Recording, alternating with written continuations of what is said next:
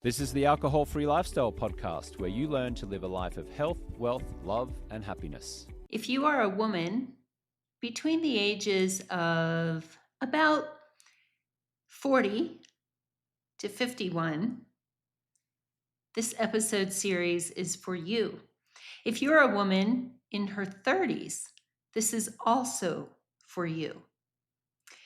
Welcome to the podcast. My name is Victoria English, head coach at Alcohol Free Lifestyle. This is an important series, and I'm really happy and excited to bring it to you. We're going to discuss the biological changes of perimenopause and menopause, how it affects your hormones, the vicious cycle between alcohol, sleep, and mood. And then in episode 3, we'll cover breaking the cycle. We're going to understand the risks and also explore healthier alternatives. Here at Alcohol Free Lifestyle, we are committed to empowering each person as they move into a different and new, healthy chapter of life.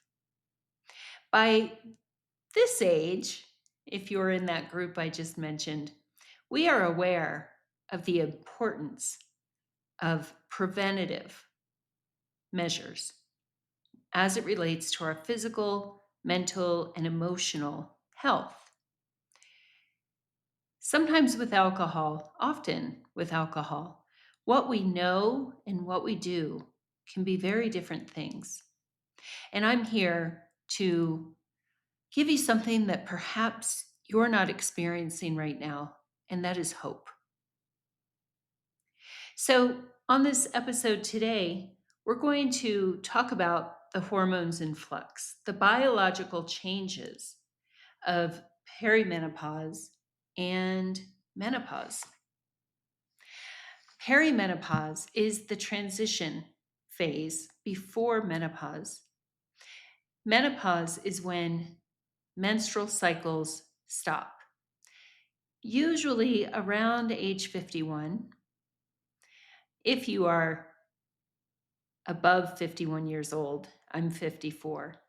This information will also empower you. So, this phase is often associated with significant hormonal changes, particularly in estrogen and progesterone. A study from Rubinal, DR, and Schmidt, PJ, in 1996 named Androgens, Brain, and Behavior in the American Journal of Psychiatry explores the relationship between those hormonal fluctuations and mood disorders in women. It discusses how estrogen and progesterone during perimenopause drop, and how that can lead I'm so sorry, how that can lead to mood instability, anxiety, and depression. That's before alcohol even gets involved. Those things, the mood instability, anxiety, and depression, and ladies, you know there's more to it than even that, can trigger the urge to self-medicate, self-medicating behaviors like alcohol use. The study that I just cited also highlights how estrogen influences your neurotransmitters like serotonin and dopamine, which are essential for mood regulation. Estrogen levels start fluctuating in perimenopause. That can lead to mood swings, sleep issues, and anxiety, like I said. Let's talk about that in real life. If you are in that stage of perimenopause and menopause, chances are there are some struggles going on. When I was in my 40s, I was experiencing perimenopause. I was also drinking. My drinking increased during those years, and the effects of alcohol definitely increased. I was finding that I got drunker faster. My mood changed so rapidly. It made me wonder about my mental health. And I went to a doctor. You know, they never really asked about my drinking. And of course, I said, well, sometimes I drink too much, but normally I just have a glass or two a night, maybe every other night.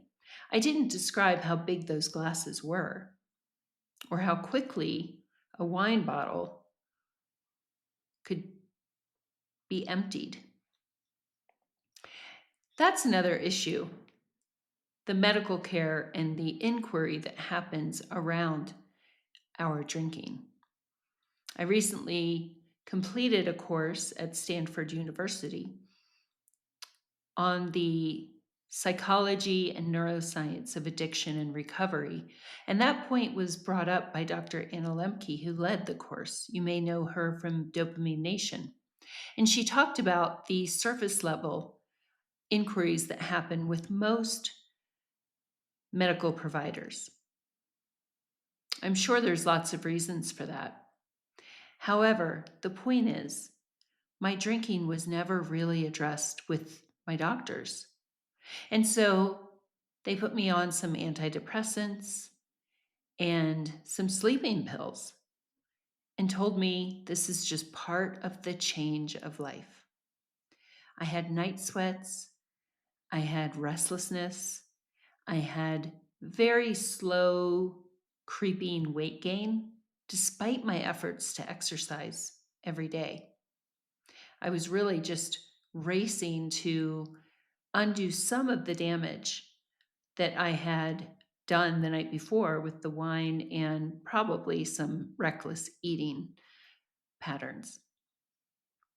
And so it was a dark point in my life. I also had 3 teenagers and a little one. And I just felt like I couldn't get out of it. I would stop and start, but I was still vulnerable to alcohol's pull, partly because I didn't understand the science. I didn't understand how this drink that used to kind of do the trick for my anxiety and sleep had turned on me. I just knew that it was getting worse and something had to change. One of the issues was I didn't know what else was available for coping. I felt like it was an avalanche with my kids of keeping up with all of that. And like many mothers, I put myself last. And I said, well, I'll get to it. Now, let's talk about progesterone. This hormone also drops. Now, the progesterone is what calms us, it helps us manage anxiety. So, it is naturally declining during this stage of perimenopause and menopause. And so, it explains, well, as in the story I just told you, and maybe your story, it explains how restlessness and irritability can be exacerbated.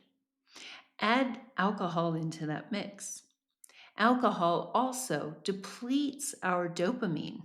It depletes the brain's natural production of this very important neurotransmitter. It affects our serotonin.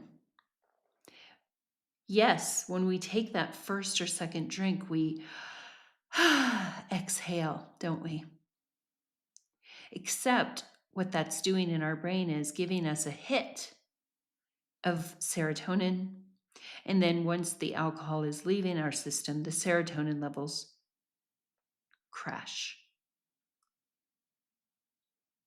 After a period of time, our brain becomes accustomed to those big hits of dopamine and serotonin, and the brain, frankly, becomes a little lazy. It says, I don't need to worry about that. I'm going to get a big glass of it. And so that creates huge imbalances in those neurotransmitters.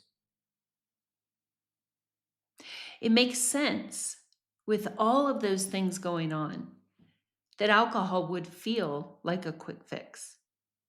And the point of this series is so that you have the information, so that you can understand, hopefully, that you're not crazy.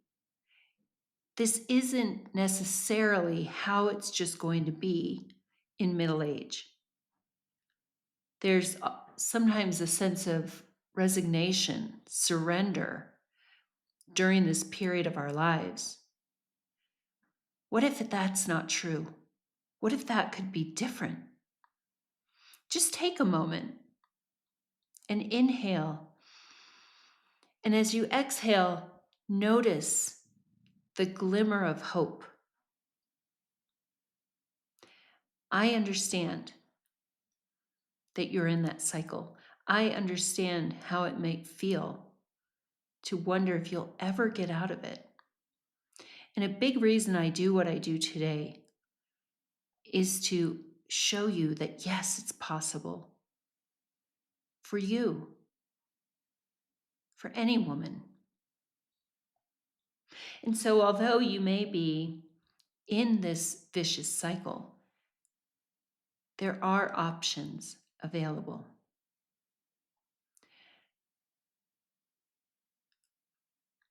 If this resonates, I invite you to book one of those discovery calls. They are 15 minutes. And what if it's the beginning of something new, something better? I wouldn't do what I do. Coach Terry wouldn't do what she does if this wasn't real. We are walking proof that there is a solution. And although it may seem huge and difficult, in 90 days, it won't feel so huge. It won't feel so difficult. What is 3 months from now? It's November, December, January, February. Picture February. You can do the work now to put alcohol behind you with a group of amazing people. You guys, what's happening in these groups is outstanding. It leaves all of us here at AFL, Alcohol Free Lifestyle, in awe. The strength of the community. We have a lot of laughs. We share a lot of things. And so in February, you can do this work, which has so many upsides. People are less bloated. They're losing weight. They're going to the gym. They're restoring relationships and trust with their family. Or you can stay in this cycle day after day. Because even when you're not drinking, the alcohol is still impacting those neurotransmitters, your metabolism, your cortisol, all those things, even on the days you don't drink. And Matt, do you want to choose that work? That repetitive, same old, same old? Because time will pass either way. I hope, and the team here at Alcohol Free Lifestyle really hopes, that you'll book that 15-minute call and just see what's possible. Even if it's not with us, taking the initiative is a huge step. And I invite you to do that for yourself. You are worth it. In my next episode on this important topic, we're going to talk about the vicious cycle of alcohol, sleep, and mood disruptions. I know a lot of you are not getting that restorative sleep, and I'm going to offer some hope and solutions in that area as well. Until next time, take good care. Remember that you are worth it. And if you don't believe that right now, our team and our community is going to believe it for you until you get there. Have an awesome day. Thanks so much for listening. If you'd like to learn more about our stop drinking services, you can go to alcoholfreelifestyle.com. You can follow me on Instagram at James Swanwick. Our YouTube channel is at alcoholfreelifestyle.com/YouTube, or you can send me an email at james@alcoholfreelifestyle.com.